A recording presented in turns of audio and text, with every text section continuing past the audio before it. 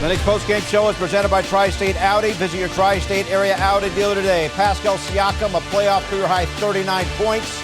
Knicks down 3 final seconds. Jalen Brunson for the tie.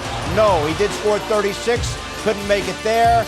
And the Pacers hold on to win 114-109 and now lead the series 2-0. Great to have you with us here from our Delta MSG studios. Bill Pidto along with Wally Szczerbiak. Hahn will join us shortly. So the Knicks down 2-0. We have an hour-long post-game show here to break it down. The biggest lead, Wally, in this game for either team was 10 points. It was back and forth. It was tight the entire night. It just came down to the Pacers winning the fourth quarter by 5 points. It's not like the Knicks lost it. The Pacers were just a touch better tonight, just a touch better. Yeah, the Knicks are going up against a really connected, complete team. In order to beat this team, you're going to have to knock them out. You're going to have to play well. And I was a little fearful after you give away game one when the Knicks played at a high level. They had a bunch of guys just playing very good basketball. You knew the Pacers were going to come up with some adjustments. They shut down a lot of guys. Karl Anthony Towns didn't have the same impact that he didn't have in game one. And this team is going to be tough. And the Knicks dug themselves a pretty deep hole. Knicks are a great road team. They're going to need it to go into Indiana and play some really good basketball. But it's very alarming that they cannot defend home court, something that they earned and worked for to have all year. The fact that they can't win here at MSG, that's a big problem in the playoffs. Knicks' home playoff record this postseason 3-5. On the road, they're 5-1. And the next 2 games, of course, are at Indiana. Well, it was 81 all after 3 quarters of play. Pacers just won the fourth quarter barely, and that was enough to win the game. Yeah, and, Tom Thibodeau left Mitchell Robinson out there for a long time. Karl Anthony Towns didn't see a lot of time in that fourth quarter. Maybe a little bit of a message being sent that Karl Anthony Towns has to play inspired basketball the next couple games, but Knicks tried to hang in there. They tried to do whatever they could, keep themselves in this game. This Indiana team, they generate really good shots with their offense. And they are locked in on the defensive end of the floor. Tyrese Halliburton is not afraid of the moment. Jalen Brunson was huge down the stretch, making some big shots and some big plays. But Pascal Siakam, this guy is a former All-Star. He's a big-time difference maker. He had 39 points, like you mentioned. That lay-in gave Indiana the 10-point lead. Then Jalen Brunson went into hero mode like he normally does. Hits that 3, cut it to 5. Then the floater here, tough shot, fouls maybe. He looked at the ref after this one like, am I going to get a call anytime? 3-point game.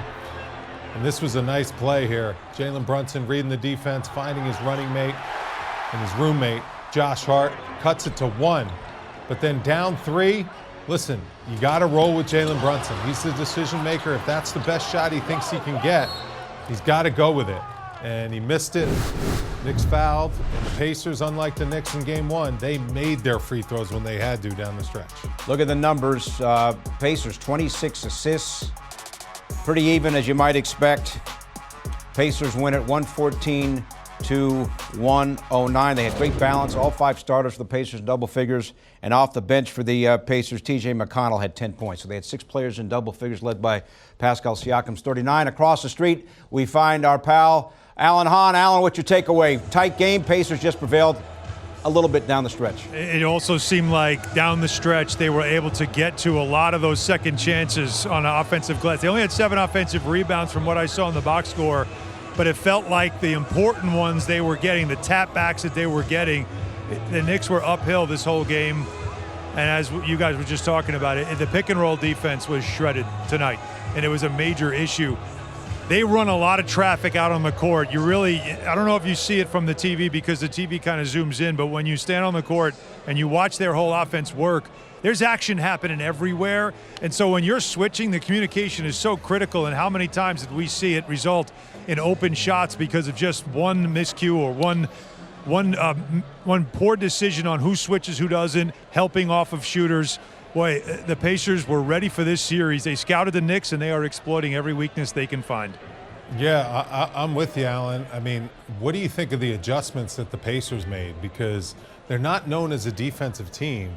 But to me, I don't know. What do you think? I thought their defense was really solid, especially in that fourth quarter. One thing to keep in mind, along with the great record they've had since January 1st, they've also been one of the, I think, a top 5 or top 10 defense in the NBA. as well. And that is something that we don't talk enough about because they score so many points. A lot of their defense sometimes, Wally, is if you're about to score a bucket, they'll almost let you have it, and then they'll get down the floor and get that 2 back. And so you think you have momentum, and then all of a sudden they're quickly scoring and taking that momentum away. That is a huge part of what they do as well. But defensively, yeah, I think they're very good defensively with a lot of the different – you notice that Nembhard guarded Brunson in the first half, and then Nesmith guarded him in the second half. You always have a fresh body on him. Jalen Brunson still gets the 30 points and 11 assists in this game, but it's just how many bodies they can throw out there. And I just keep coming back to their offense. They have found the weaknesses of the Knicks defense, and they are exploiting it. You are not seeing iso ball. You're not seeing one guy just taking on one-on-ones. They are in constant motion, and they're very difficult to guard. Alan, we touched with Wally on the fact before you came on that the Knicks on the road in the playoffs 5-1, and now you got games 3 and 4 in Indianapolis. What do you think? Yeah, it's an uphill climb from here, and the percentages in history tell you that everything is going against the Knicks right now. When you're down 0-2, it's very similar to the previous series when the Knicks took 2 in Boston, and they felt like they had control of the series. Indiana obviously has control of the series now, and for the Knicks, Game 3 becomes as close to a must-win as you can have. It's not an elimination game, but we all know in NBA history, if you go down 0-3, it's lights out. All right, Alan. We'll see you shortly when you come back across the street and join us here in the studio.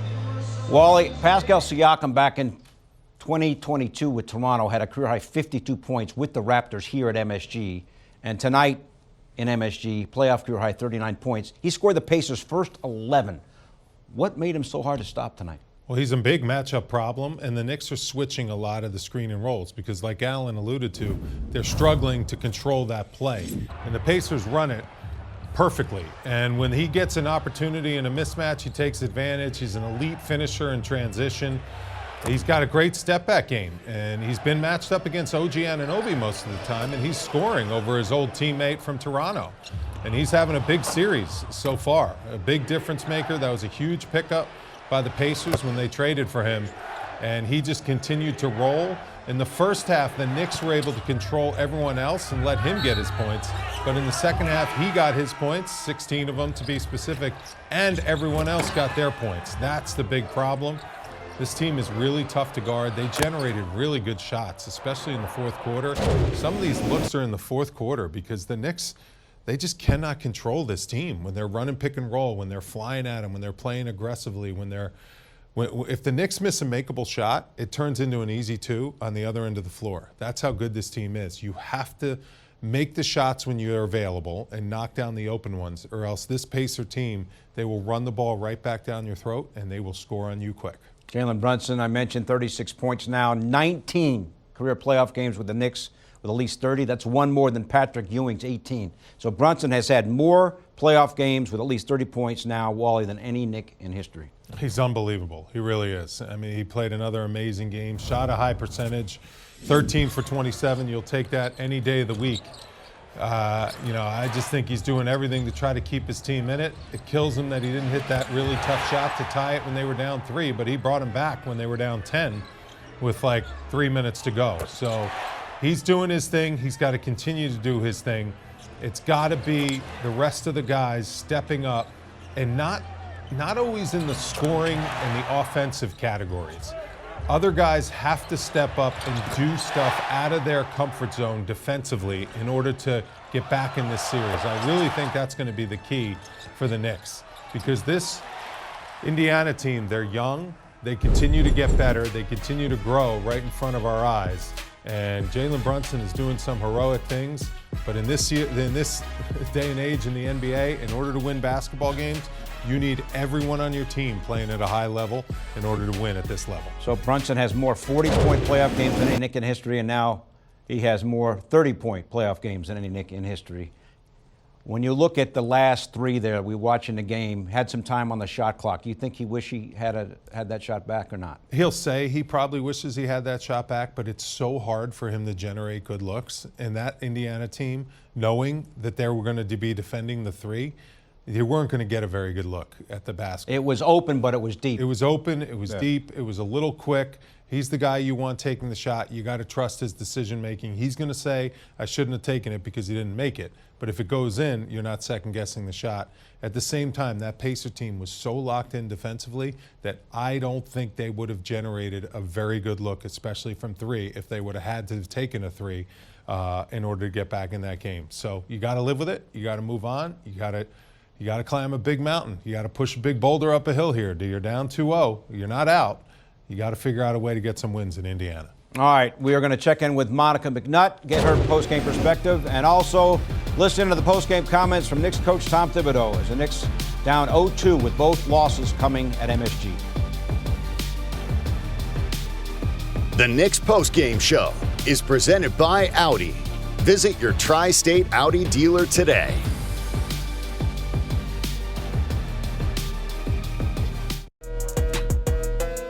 Welcome back, everyone. Pacers now lead the Knicks 2-0 as they win Game 2 tonight, 114-109. Games 3 and 4 in Indianapolis.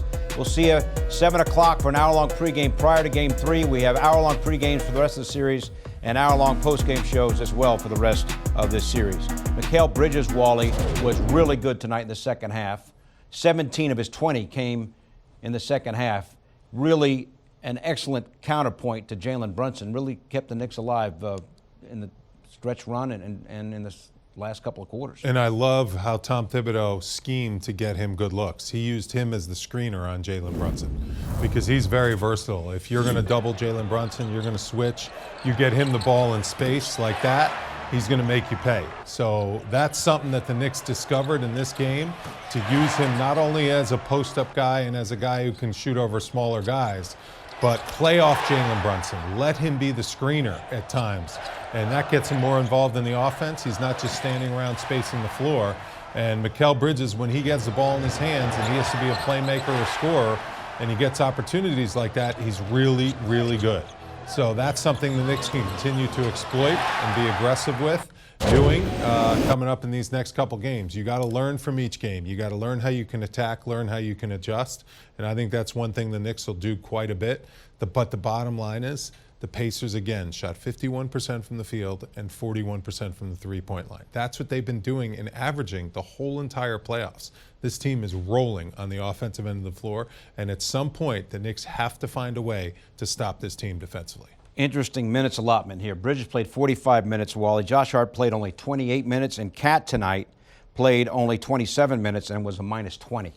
Listen, Tom Thibodeau is going with, you're watching the game, you know, Mitchell Robinson's playing great basketball. He's going with the matchups that he feels gives themselves the best chance to win. That's the bottom line. And, you know, Karl Anthony Towns is a very important piece. He had a great game in Game 1. And this is where I referred to how losing Game 1, the way they lost it, that is very tough to overcome. Because you know Indiana's going to come in and make adjustments. You know Indiana has momentum coming into this game. And you know Indiana's a really good basketball team. And the Knicks played almost a perfect game in Game 1, and they still lost because they didn't play for 48 minutes. So Karl Anthony Towns, he's going to have to elevate his game to a level that we have not seen. He's capable of it.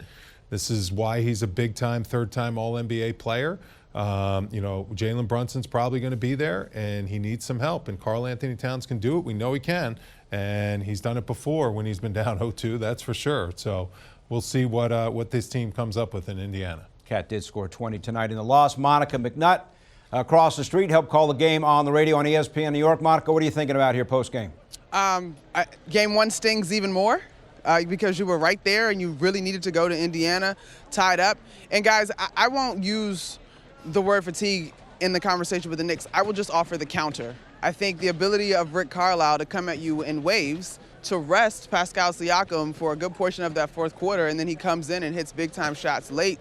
There's almost an embarrassment of riches in terms of the depth and the options that the Pacers have. Monica, what are your thoughts on the quality of shots that the Pacers are able to generate? It just seems like every single time they are the attacking team on the offensive end of the floor. How do the Knicks figure that out and slow this team down? I mean, Wally, they do what we were all taught to do when we first started playing basketball and have point guards that could handle the ball well enough to collapse the defense and then spray out, right? Miles Turner, I think, comes into the postseason shooting 45% from three. And as much as Aaron Nesmith hitting 6 in the fourth quarter in Game 1 is an outlier, this team has surrounded a dynamic point guard with shooters at multiple positions. And so it requires a defense that is flying around, completely sold out, and even, I mean, you know this, Wally, the best defenses are still at the mercy of an offense. And sometimes all you can do is make that shot as difficult as possible, but it doesn't mean that the offense still can't connect. Monica's series now shifting to Indianapolis. Pacers will be home for games 3 and 4. What do you think? The Knicks are a good road team, so that gives you some hope. But I think the nerves, you can feel it in here, guys. You can feel things tighten up in the fourth quarter. And I said it on the broadcast with Tyler, it's important that the Knicks go into this with confidence. They cannot play as if they're trying not to lose. It was something that Josh Hart called out after Game 1. And I did think that they played a better fourth quarter in terms of going on that, I believe, 13-4 run to bring the game to a single possession. But you get the last 2 shots and when they are such bad misses, and then a couple of bounces and you don't come up with defensive rebounds when you need them, even though you do get bailed out and the Pacers don't convert on offensive rebounds, there's still such a slight margin for error in terms of winning a basketball game, particularly at this point in the season. All right, Monica, travel safely. We'll talk to you on Sunday. Thanks, guys. All right, Tom Thibodeau now has screwed down 2 games to none. As always, his post-game comments presented by Chase. Tom, what disappointed you the most walking away from this one? You know, just didn't find a way to win in the end. Coach, you guys are down 0-2. You've played well on the road in the playoffs. What do you tell your guys going into Game 3 after losing 2 games at home? Same thing. Just get ready for the next one. You got to be ready for the next challenge. We got to study the film, make our corrections, get ready to play again.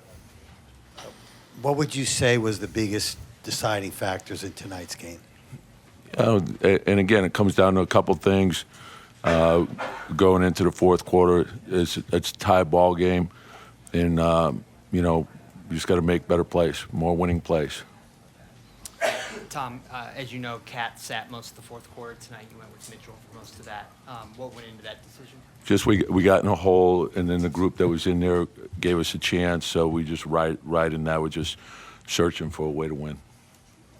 Tom, on the second last possession, you had a chance to, if you shot it earlier in the shot clock, get the 2 for 1 in terms of possessions.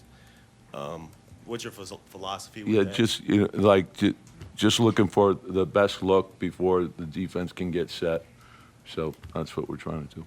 Coach, 14.1 seconds to go. You have a timeout left. Jalen brings it up the court quick. What were you looking for on that possession? Yeah, open floor. I thought he got the space. You know, I'm going to trust him in that situation versus dead ball where you can lock into and deny him the ball. I felt like we can get him the ball into space in that scenario. Tom, what do you see in the first quarters? 19-9 tonight, and the slow starts have been a thing. Is there a way you guys can kind of nip that? Yeah, we just got to keep looking at it. Got to do better.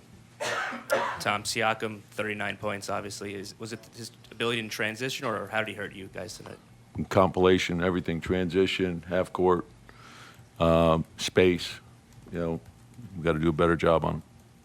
Given where you guys are down 2-0, and we talk about the slow starts, are you at the point where you almost have to strongly consider making a change here? We always look at everything. Tom, what can Cat do to just get a little more comfortable when he has to defend in space far from the rim? Just keep working at it. Tom, I'm curious. There was that unbelievable play that Mitch made on the block, and then it looked like maybe he came down on his ankle.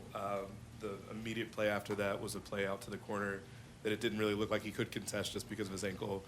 Did he lose a little bit of steam at all after he kind of looked like he rolled it? And, I don't think so. Tom, they played 11 guys tonight, and obviously down the stretch they were able to pull away a little bit. Is fatigue a factor late in these games here? Well, we had a chance to tie the ball game, so it's a hard-fought game. Both games came down to the last play, so, it's whatever you think it is. All right, Alan Hahn now in the studio with us. 17 lead changes. Game was tied 17 different times. Tight game. Indiana won down the Yeah, stretch. the expectation. Not much else to say. No, again, as we talked about, the expectation has been that this was going to be a tight series, that this was going to be, these two teams know each other. They know everything that they want to do, and they also know your weaknesses. And what I saw, bird's eye view, was Indiana repeatedly going after the Knicks weaknesses. Mm-hmm. And Tom Thibodeau can't talk about it. You know he's got to be careful with what he says because it's still fresh. But Karl-Anthony Towns was exploited a lot defensively. He used the two bigs out there for a while, and there were times those two played really well together.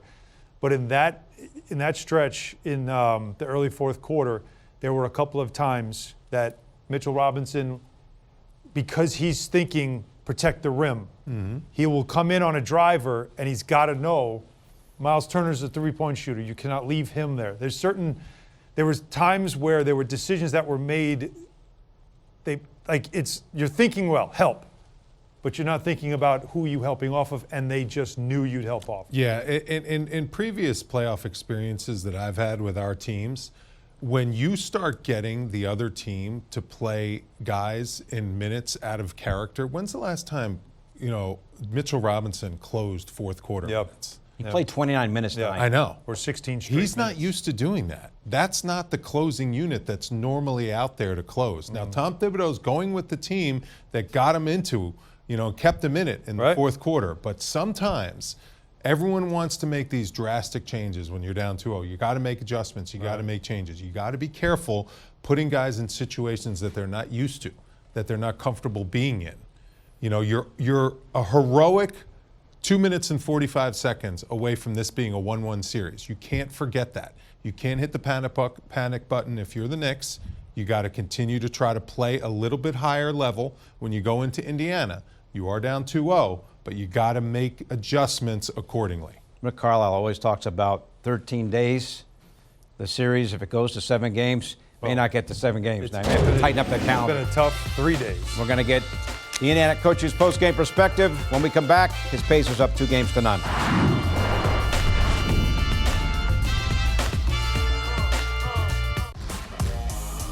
Welcome back, everybody. Pacers win Game 2 by 5. Now lead the series 2-0. Games 3 and 4 are on the road from Indianapolis. Sunday is Game 3. Tuesday is Game 4. We're on each night at 7 with our hour-long pregame show. Hour-long postgame show follows. Over now to the Wally Wall with Alan and Wally, guys. Thank you, Bill. Well, you were waiting to see who was going to be a tone setter in Game 2. Very early on, it was clear it was Pascal Siakam. He started off the game red hot, and he did not ever cool off. And we're going to show you a play here, which is one of the plays indicative of why he was able to get the buckets he got. And notice a couple things. This is Pacer offense. 21 on the shot clock, already over half court. Pascal Siakam has a mismatch in Josh Hart. Look at this. Gets the ball, frees it here. Now, when he catches it here, you can't leave all these shooters. They're going to space out to the floor, obviously. So look at how much room he has to operate when he has a 5-inch height advantage over Josh Hart. This is a tough matchup for Josh Hart. Tried to push him up the floor, frees it there.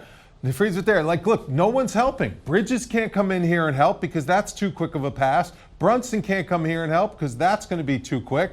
Maybe Towns can come over and help a little bit, but then you can kick it to Turner, who's a three-point shooter. This team creates a lot of matchup problems all over the place, and they also get right into that offense quickly. They push the ball right down your throat. 21 seconds on the shot clock. They're already over half court. They're in their offense, running multiple actions.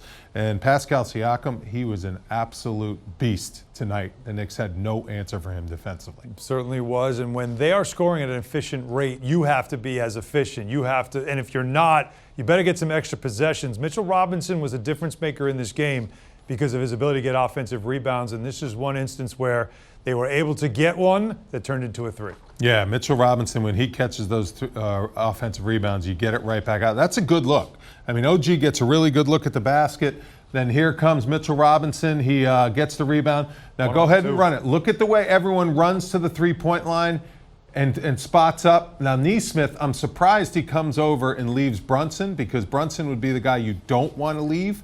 And make Bridges make this shot, especially from above the break. That's not his strength.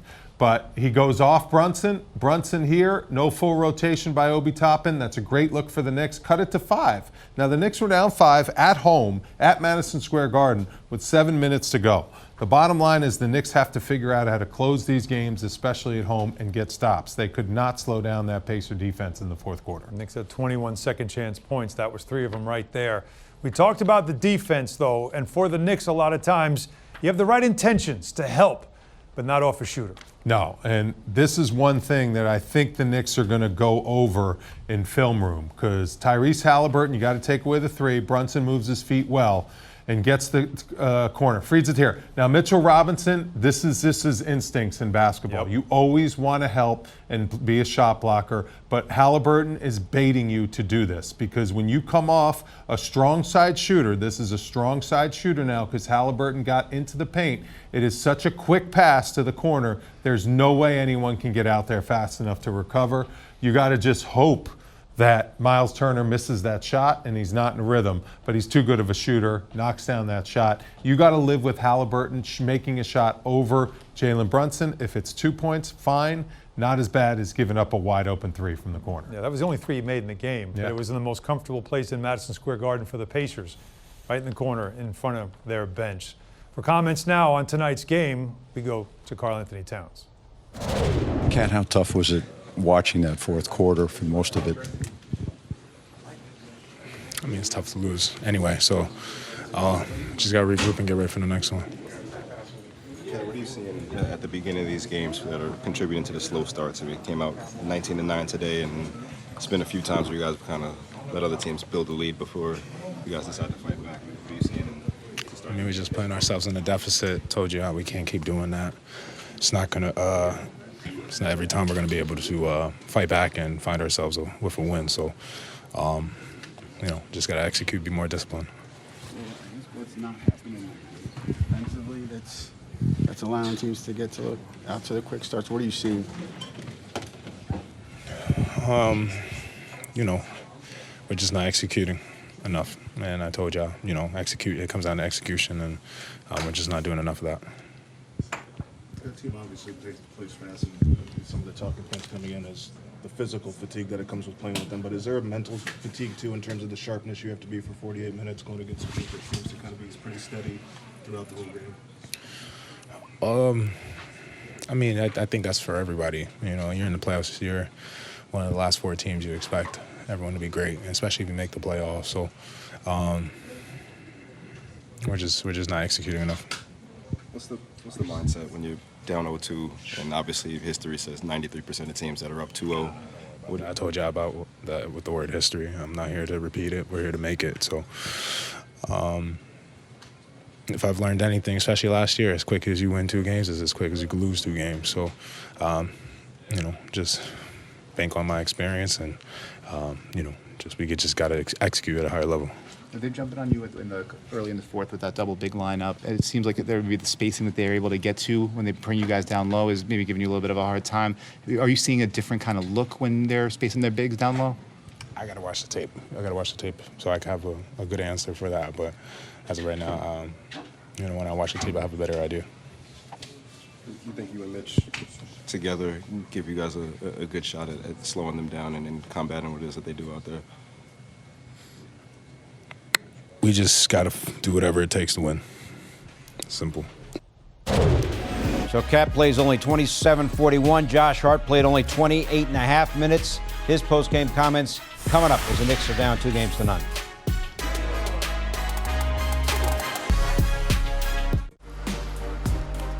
Welcome back, everyone. Pacers beat the Knicks 114-109. Now lead the series 2-0. Game 3 is on Sunday. We'll see you at 7. Our pregame show's now an hour long. We continue with our hour-long postgame shows as well. Josh Hart, postgame now after the Knicks lose by 5. We had some blown coverages, I think we went down 6 or 9 or whatever it was, so 10. Playoffs is, a lot of games are determined by a possession, 1 or 2 possessions, and you can't, have those lapses. And 2 games in a row that we did, so, we got to figure it out. Josh, it seemed like you mentioned the blown coverages. A few of those are like, it's not necessarily the first action they run, it's like the third off-ball cut they have, which causes them miscommunication. Is there anything that's more difficult about their second, their third cuts than their first, or is it just that it's constant and eventually they come out as well? Yeah, I mean, obviously they do a really good job of moving the ball, swinging the ball, forcing you into those mistakes. And we have to be more sound defensively to guard the first action, the second action, but also the third action.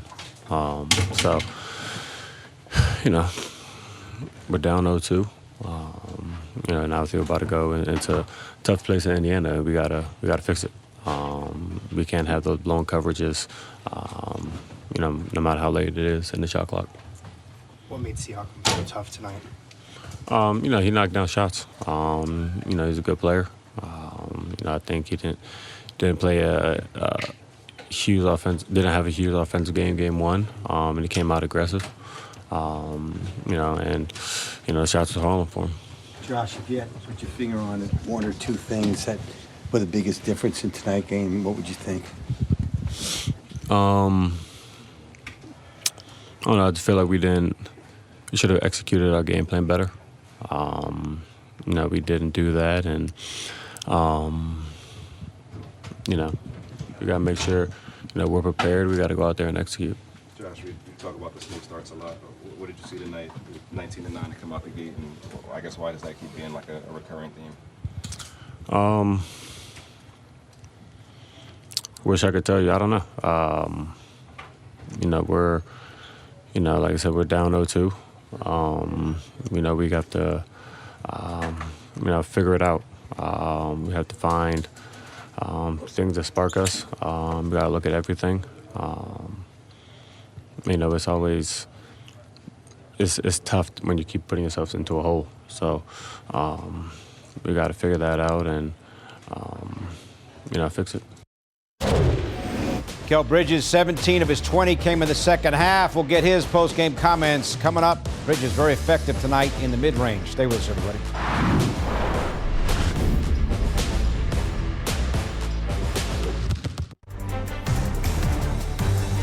The Knicks are now down 2-0. Let us listen in to Mikal Bridges now at the post-game podium. Mikal, you guys played for the most part down for most of the fourth quarter, and you played a game high 45 minutes. I mean, did that just have a cumulative effect on the team down the stretch? Nah, I think we just got started the fourth a little bit better. You know, they I think went up 7 or something, but yeah, we just got to be better defensively. Just talk to each other and offensively, just know what we're getting into, you know, try to make the right read. Mikal, in that fourth quarter, they started running with McConnell in there, a lot of high pick and rolls and back slips to Turner and others down there. What was not working for you guys defensively in that stretch of the fourth quarter? I know one time I done fouled the coverage, so I messed us up one time, and then I just think, yeah, we just, you know, didn't help each other after a couple more times, but you know, great team. They found the right plays. You just gotta, you know, follow game plan and help each other. Mikal, sorry, I apologize if you've already been asked this, but I believe the starting group has been a minus 81 this postseason. Just from your vantage point, what's been the biggest issue with starting halves, starting games with the first five? I'm not sure, man. I don't know if we're just. I think it's maybe a defensive thing. I got to see. Sometimes you're in it. You gotta go back and watch the game. But I don't know, man. I think you just gotta talk to each other off the jump. Be physical off the jump. You know, I think maybe we're just playing a little too soft in the beginning of the halves. Yeah, I'm not sure. Mikal, you were up, 2-0 in the last series against Boston. Now you're down 2-0. Just flipping that and just taking that mentality. What do you have to do you think, just to come back and philosophically just keep doing what you were doing all season in terms of just playing the game and looking for that win? Yeah, just taking one game at a time. I know it's 2-0, but, still a long series. We 1-1 first series, 2-0, up 2-0 last series, now down 0-2. You know, just got to find different ways, you know, to advance. So, but we just got to be better defensively as a team and, you know, offensively, you know, make the right play. And because sometimes if we don't, they get out in transition, and we got to get back in transition as well. Mikel, both games basically came down to the end. I mean, they were very different how they came down to the end. But do you take anything out of that? I mean, you know, that they were that close, and, you know, home court advantage is not such a big deal anymore in the NBA, it seems. Yeah, just got to finish games. That's pretty much it. You know, just got to finish the games off. Like I said, hell of a team, really well coached, and they're not going to stop. And they play well at the end as well. So just got to find a way. Knicks have been great in crunch time, but not in the first two games of this series. We'll be back with a corner three after this as the Pacers win game two tonight, 114-109. The Knicks postgame show is presented by Audi. Visit your Tri-State Audi dealer today.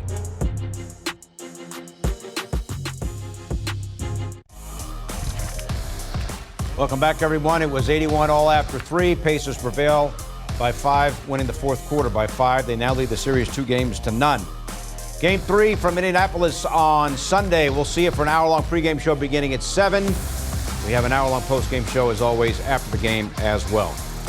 Back now from the corner three, presented by Michelob Ultra Superior Light Beer. Guys, Mitchell Robinson, Allen, played 29-20.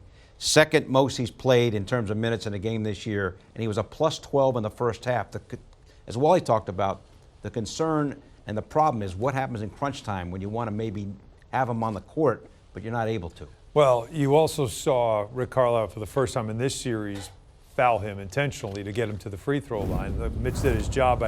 All they say is make one, at least make one, and he made 2 of 4. But you just see he was a beast on the boards. You heard Tyrese Halliburton talk about him. He was mic'd up in game 1, and he said that he loves him. He's like, his arms are so long and feels like he can reach all the way up to the ceiling, and he gets those extra possessions. It's a great defensive play there, and that's where he seemed to tweak his foot. But it didn't stop him to make this play. We saw this, of course, on the Wally wall. I love that he's getting some lobs. You see Campaign found him for one. That's important too. But Wally, it is, you do get to a point, though, later in a game where offensively, you know, you need to have guys that are threats. And all he really is a lob threat and pick and roll, but he certainly isn't a threat with the basketball in his hands, and so you can defend him a different way. Yeah, listen, Mitchell Robinson in his role, coming off the bench, is performing his role perfectly. Right. When he goes up against the second-line guys, he's got Thomas Bryant completely out of the series maybe. He's going up against Bradley, dominating him. When you leave him in, though, against the starters, against the Pacers. Turner especially, it's a tougher matchup for him. He's not used to chasing him out to the three-point line. He's not used to guarding a guy that's a pick-and-pop type guy, not just a pick-and-roll type guy. So Mitchell Robinson has to continue to play well when he gets his minutes. The issue is the starters on the Knicks, minus 81 in the playoffs. Right, minus 29 in the series. And minus 29 in the series. That vaunted 5-man unit that the Knicks put together to win a championship, that is the unit that needs to play better. You're getting as much as you can from Mitch, from Deuce. When they come in the game, they're changing the momentum, changing the speed, changing the flow. The bottom line is if they want to get back into that series, that minus 81, that's got to become a plus 81 the rest of the series.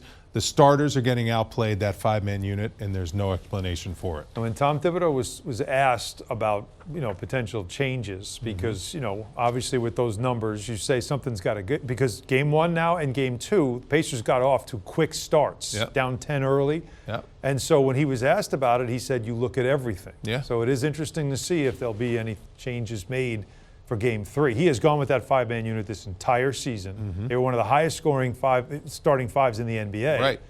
But playoffs are a different animal, especially getting off the starts. So, you know, and he said, but they're also Can you make a change this late in the season, Wally? Could you do that? You got to look at everything. It's risky. It's definitely risky, but maybe you need something. At this point, you're down 2-0, and you got to remember the 5-man unit. They can dominate, you know, the 25 other teams in the NBA. But these are the 2 elite teams left in the East. Boston Celtics, they were playing against dominant starting 5, and also this Indiana Pacers starting 5 has been playing really good basketball the first two rounds of the playoffs and the second half of the season. And right now, that starting five is outplaying the Knicks starting five. When you're down 0-2 going on the road, when you're facing, we all know 0-3, nobody comes back from. I do think that everything's on the table as far as strategy, because you're trying to find a way to win against an opponent that has found ways to exploit your weakness. But I will say this, as a player, you don't want to be taken out of your comfort zone role. Like, Mitch has found a comfort zone. He's coming off the bench. He's energy. He's rebounding. He's doing his job. He's playing great. Deuce is doing the same thing. You just got to trust that starting five, I think, can figure it out on the road, because they have been a very good road team, 5-1 in these playoffs. So you got to trust that those guys can come together and figure it out as a unit how to be more effective. And that's the other thing that Tom Thibodeau said when asked about it. He said, just got to play better. Yeah. Certain guys, they have to play better. You have to know what they're doing to you. They'll watch more film, and you just have to put it on yourself to play better. And I'll go back to Game 6 against Boston, where that was probably the most complete 48 minutes we've seen this team play. And that's when that starting five unit got off to that fast start. They looked locked in, and you just have to be better. Sometimes, and if they do it, that will put a ton of pressure back on Indiana. Their bench has been a major. Indiana will be like, whoa. Yeah. This team can play, this starting team can play like this. That will put them on their heels and be like, do we have to make adjustments? Do we have to make changes? Because right now, you're not forcing Indiana to do anything that they don't want to do, because they are just playing downhill. All right, so the Pacers win. Fans were hoping for a Knick win, not the series up. Not the case. Pacers win at 114-109. They're now up 2-0. We have an hour pregame show, an hour postgame show on Sunday night prior to Game 3 and after Game 3. Knicks have a lot of work to do to get back into this series, down 2-0 with both losses coming on their home court. We're going to hear from Jalen Brunson when we come back right after this. Stay with us. We'll be back in a moment.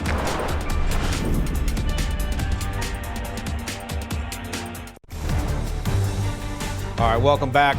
Knicks lose, even though Jalen Brunson goes for 36. So as we've talked about, Allen, he's now got 19 playoff games with at least 30. That's one more than Patrick Ewing. And the 40-point games that he got in Game 1, he's now got 8 playoff games with at least 40 points, one more than Bernard King. I mean, can you make the case he's the best Knick playoff performer here, at least statistically? I mean, obviously, Clyde Frazier, Willis Reed, et cetera. Well, they won championships, right. But like we said in the pregame show, in 3 short years, what he's done in the record books is remarkable, right? And obviously playoff wins, getting to the conference finals, which is also a big deal in Knicks history for a player.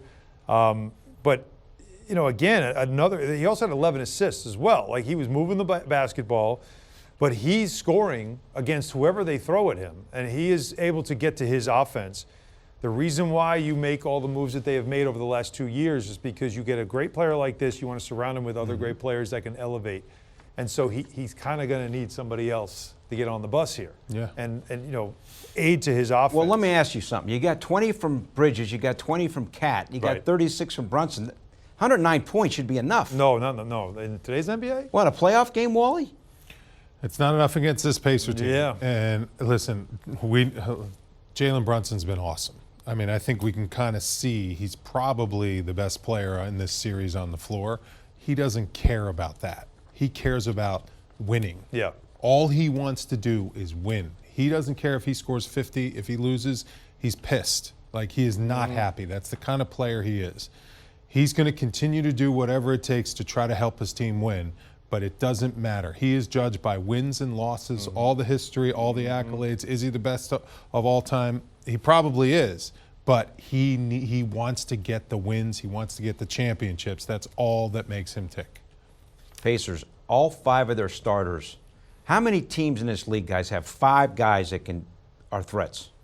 Well, I mean, every one of these guys. Not only that, everyone on their roster can shoot except McConnell, 3. But McConnell can just get into wherever he wants to get and make things happen. So this team is built with shooters. They're a very effective field goal percentage shooting team. Like, it's incredible the shots they generate and the quality. January, and they're just getting better and better. And they're gaining confidence, momentum, and steam. Absolutely true. When there's one day, then you got to get to Indiana. Yep. We were hoping to bring you Jalen Brunson's post-game comments from the podium. Unfortunately, some technical issues with that. so we're unable to get that to you. We'll see you on Sunday night at 7 for our hour-long pregame show. Knicks on the road, down 2-0. Thanks for watching, everybody. Want more than just a post-game show? Link your eligible TV subscription to stream Knicks games free or subscribe today in the Gotham Sports app. Just go to gothamsports.tv to learn more.